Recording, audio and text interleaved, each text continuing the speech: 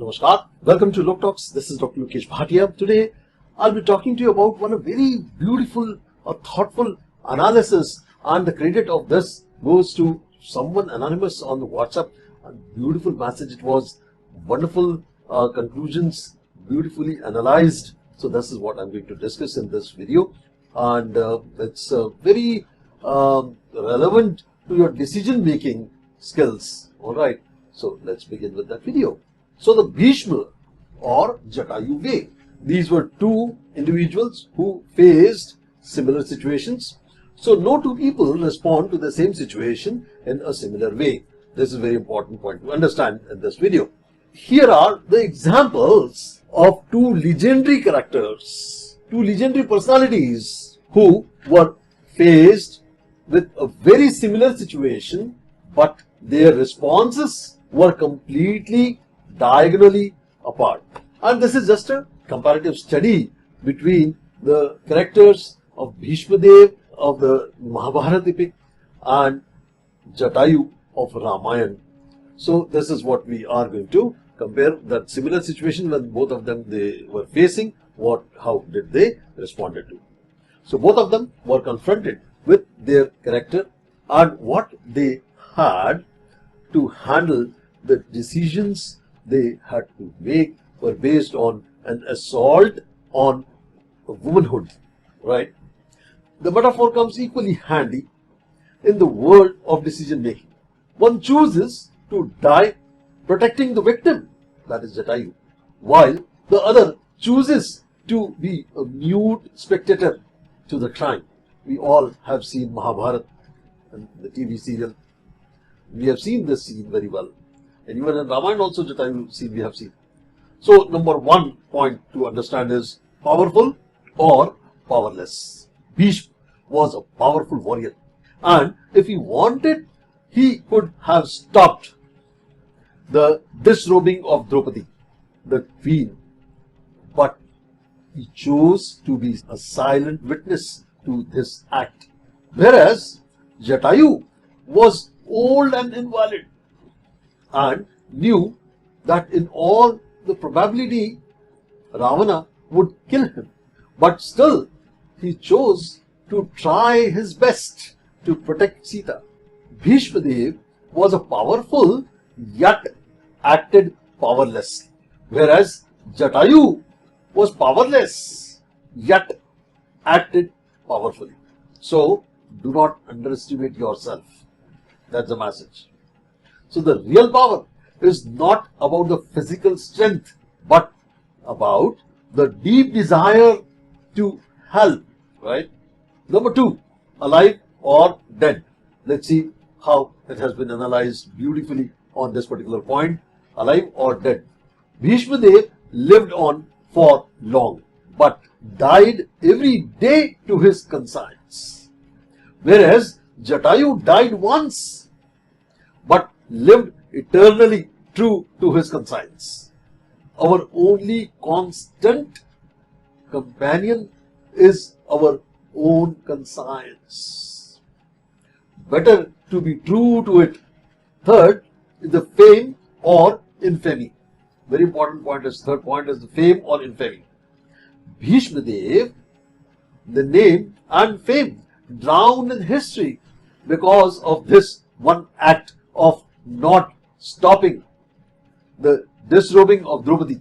But Jatayu's name and fame went high in history because of his act of trying to save Sita.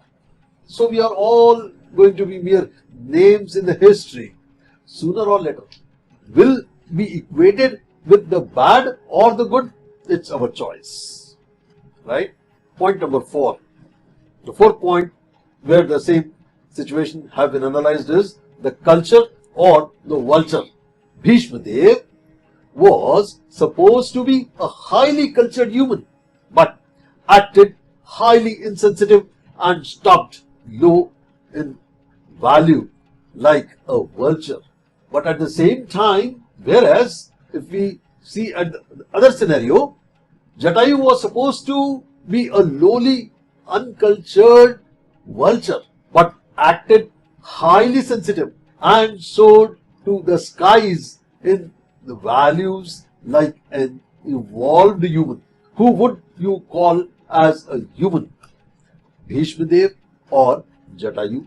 Your decision. I leave it up to you. Right? One doesn't become a human being by being born as a human. One becomes a human being by being a human. Point number 5 to be analyzed is the spoken or unspoken words. So, Draupadi begged and pledged protection. Okay? Draupadi begged and pleaded protection from Bhishmadev because she knew if someone could protect her, it was only him. But still, Bhishma didn't protect her. Whereas Jatayu, well, Sita didn't even ask Jatayu for protection. She just wanted him to inform Ram about her kidnapped by Ravana because she knew Jatayu was not powerful, but still Jatayu tried to protect Sita. How beautifully it has been analyzed. I love this comparison. I just noted down in my diary and I thought of sharing with you sometime. So Bhishmadev, being a human, couldn't even understand the spoken words of Draupadi, leave alone understanding her unspoken sentiments. Whereas Jatayu, even though he was mere a bird, understood not only the spoken words of Sita, but also her unspoken words. The language of hurt is more powerful than the language of words. Point number 6. There is clarity or confusion. Each of these points are very helpful to understand the decision making. Right? So point number 6 is on clarity or confusion. Bhishmadev was so confused and engrossed in his royal duty that he forgot that he had a higher duty, a moral duty. So the duty towards the royal, he was so much so duty bound in his feelings that he did not utter a single word and he forgot his moral duty. Whereas Jatayu was so clear about his moral duty that no other duty was a consideration for Jatayu. Right? When caught up in a dilemma, best is to follow the higher principles, to follow our heart because it always knows the truth. Alright? Listen to your conscience. Never ignore it. Point number 7. Good or bad. Good or bad example. The point here to understand in both these comparisons, both these similar situations is Bhishmadev set a very bad precedent for the generations to come. Whereas Jatayu, being a bird, had set a wonderful example, an ideal precedent for the generations to come. If we can't be a great example, at least let us not be a bad one. I'll repeat this point.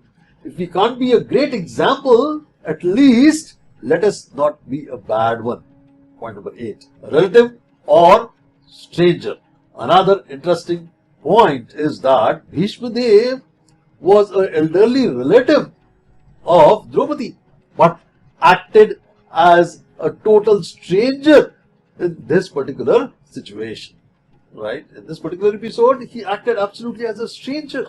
Whereas Jatayu was actually a stranger and was not at all related to Sita. He acted more than a dearest relative.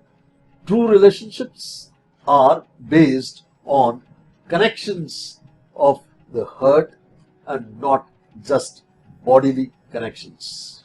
I repeat this point again. The true relationships are based on the connections of the heart and not just bodily connections. Point number 9. The saintly or the wicked. Both Bhishmadev and Jatayu had a few moments to decide what to do. We also come across some such situations in life where we have very short and instantly we have to take a decision. Right?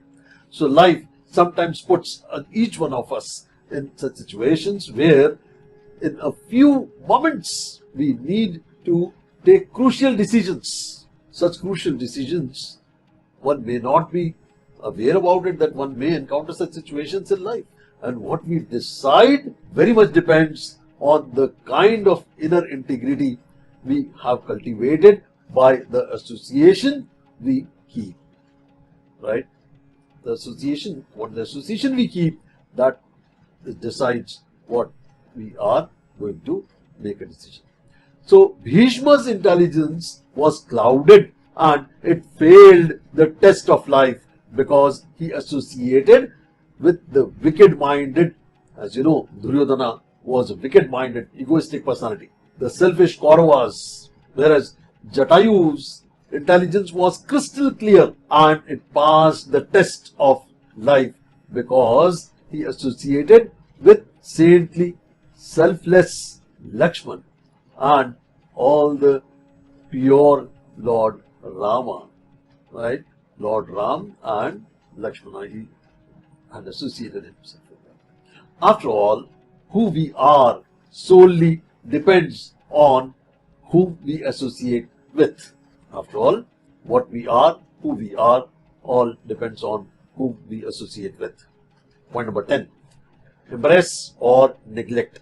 The Supreme Lord, as Sri Krishna, was not at all happy with this attitude of Bhishma Dev, so much so that when he came as a peace messenger to Hastinapur, he didn't even bother to look at Bhishma. Whereas Jatayu, the Supreme Lord as a Ramachandra, was so happy with the attitude of Jatayu that he embraced him and personally did his final rituals, honor that even Dashrath, his own father, Ramchandraji's father, did not receive. Last rituals of Dashrath could not be fulfilled by Ram, and Ramchandraji fulfilled those rituals for Jatayu.